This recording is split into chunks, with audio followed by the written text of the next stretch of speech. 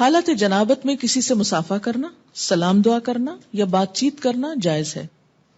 عن ابی ہریرہ رضی اللہ عنہ ان النبی صلی اللہ علیہ وسلم لقیہ فی بعض طریق المدینۃ وہو جنب فانخنست منہ فذهب فاغتسل ثم جاء فقال این کنت یا ابا ہریرہ قال كنت جنبا فکرہت ان اجالسک وانا علی غیر طہارۃ قال سبحان اللہ ان المؤمن لا ينجس رواہ البخاری۔ حضرت ابو ہریرہ رضی اللہ تعالی عنہ کہتے ہیں کہ مدینہ کے کسی گلی میں ان کی نبی صلی اللہ علیہ وسلم سے ملاقات ہوئی۔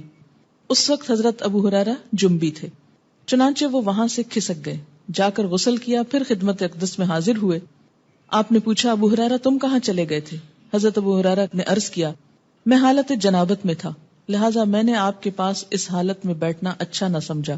آپ نے فرمایا سبحان اللہ، مومن کسی بھی حالت میں ناپاک نہیں ہوتا۔ اسے بخاری نے روایت کیا ہے۔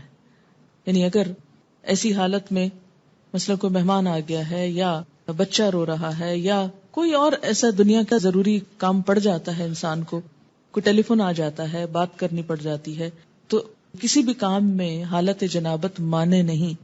حالت جنابت مانے ہے کس میں؟ عبادات میں۔